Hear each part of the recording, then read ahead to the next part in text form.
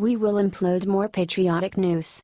Thank you. Amid liberal backlash over vacation, Trump explains the real reason behind New Jersey trip. Much to the chagrin of many liberals, President Donald Trump on Saturday clarified what would be happening on his 17-day New Jersey vacation.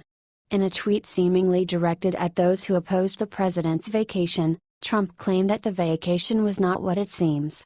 Working in Bedminster, NJ, as long-planned construction is being done at the White House, Trump explained in a tweet. This is not a vacation, meetings and calls. CNN on Friday called the president a hypocrite for taking the vacation, and claimed that Trump was not supportive of former President Barack Obama's decisions to take vacations. CNN contributor Dean Obler wrote, "Recall that Trump had regularly skewered Barack Obama for taking vacations while he was president, and had even tweeted, quoting from his own book, that if you like your job you don't need a vacation. Don't take vacations," he wrote, "and think like a billionaire. What's the point? If you're not enjoying your work, you're in the wrong job." Obler continued, "While Trump is clearly not deserving of a 17-day vacation only 6 months into his new job, we, the people, desperately need one. Typically presidents, like Lincoln, will visibly age while in office," he wrote. In this case, Trump is doing a reverse Lincoln, he is aging all of us. That is, all of us who are responsible for his dismal 33% approval rating. Others, including late-night show host Stephen Colbert, who infamously went on a vulgar, expletive-laden rant against the president in May, sarcastically said that the president earned his vacation. "He's earned it," is a phrase that you don't say about Donald Trump, Colbert said during the Friday airing of his CBS show. Comedian Chelsea Handler tweeted on Friday about the president's vacation and said, "Trump is leaving for vacation. Let's hope it's like that vacation that Bill O'Reilly went."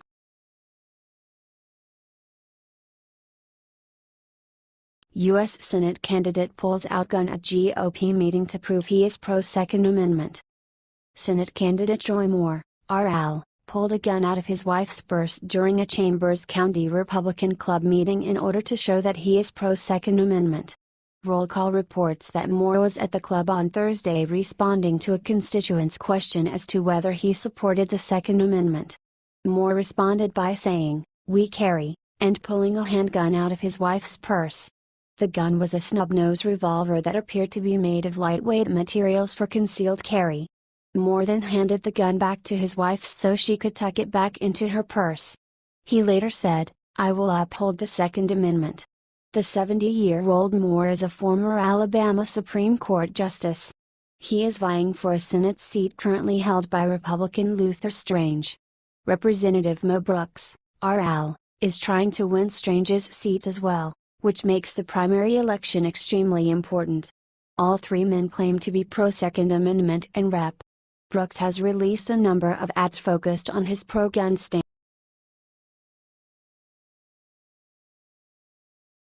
Malia Obama dances widely at Lollapalooza in Chicago during the Killers.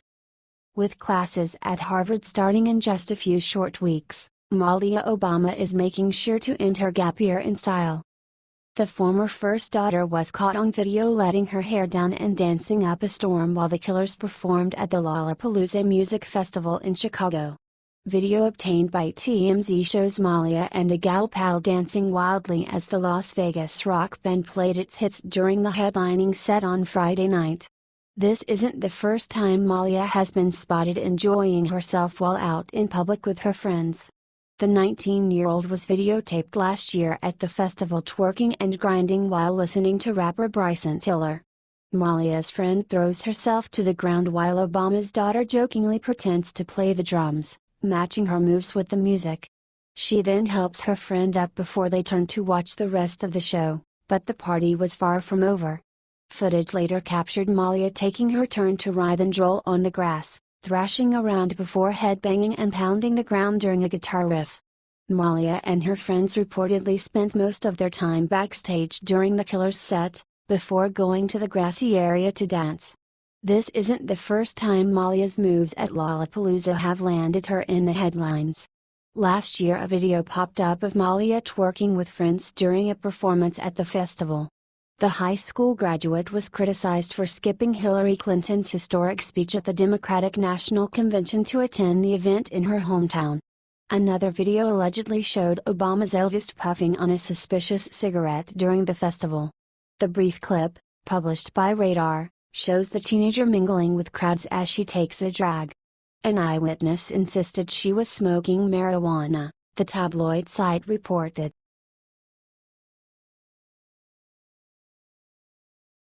Shock. Here's what McCain told Democrats after he saved Obamacare.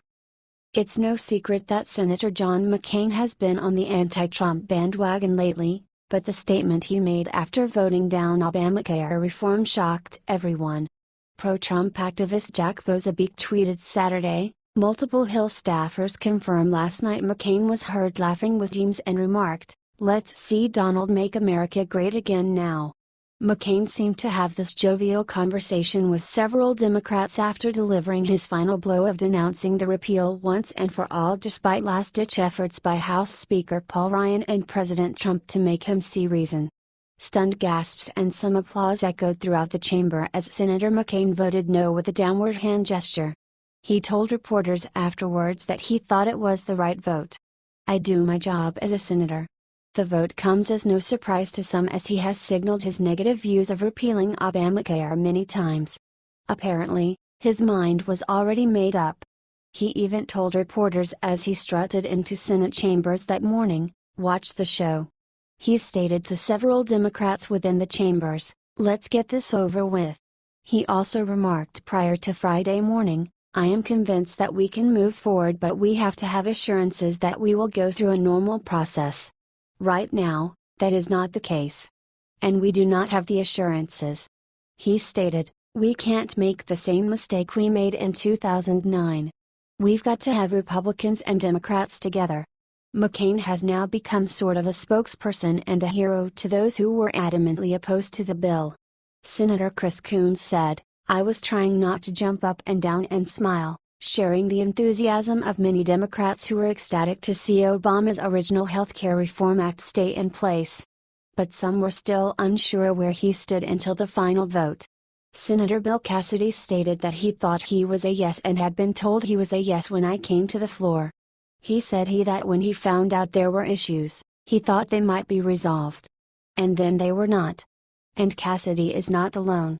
Other Republicans expressed their disappointment as well. Senator Richard Burr said, "Disappointed. I never comment on the way people vote. But I'm disappointed that we don't have an opportunity." Senator Richard Shelby shared his sentiments, "Well, we had 49 people and had 3 that didn't come through. Tough night." President Trump's final thoughts were tweeted out later in the day, 3 Republicans and 48 Democrats let the American people down.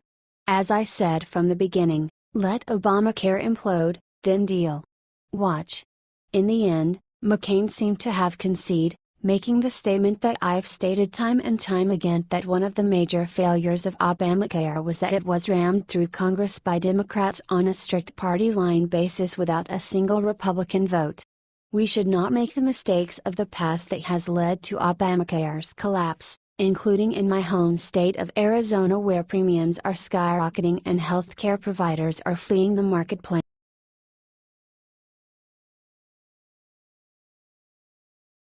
Look what Obama planted in Oval Office before leaving. This is criminal. Obama made a show of promising a smooth transition of power after Donald Trump's victory. Obama lied. And while that should come as no great surprise, his deceit has been on display for 8 years. After all, the depth of Obama's sinister agenda is nonetheless shocking. In other words, no one expected him to go this far.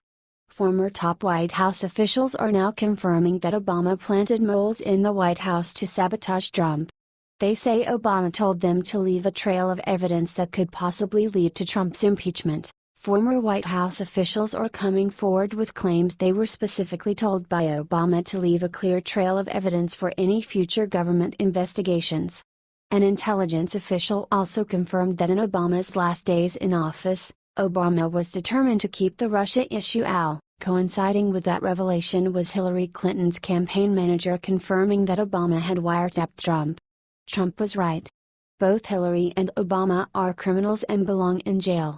This is totally unprecedented in the history of America. And we need an unprecedented response.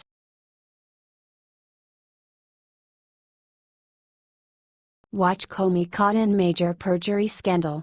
Should he be charged? When President Donald Trump fired FBI Director James Comey, it became a cause célèbre on the left. Comey makes a poor hero, for he has been lying time and time again.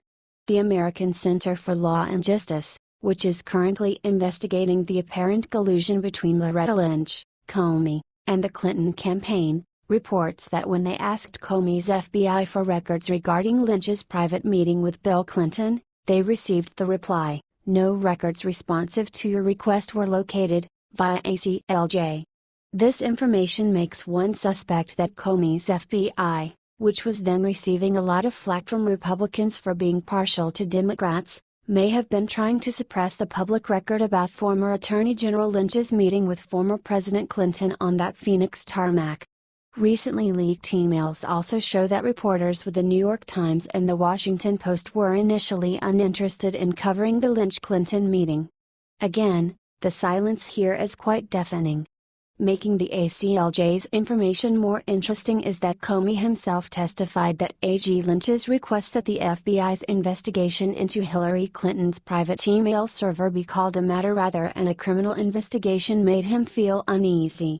Congressional Republicans now want to start a second special counsel in order to determine whether or not Lynch's actions amount to an intentional cover-up. Another growing email scandal, this time involving Lynch herself, is further fueling Republican suspicions. On Friday, Cam.com released a string of emails showing that while serving as Attorney General, Lynch used the alias Elizabeth Carlisle to send and receive internal emails. Lynch also may have set up a Twitter account under the alias in order to post pro-Clinton, anti-Trump articles. Such behavior raises numerous questions. After all, it is suspicious that Lynch was using the Carlisle alias around the same time that she was secretly meeting with Bill Clinton.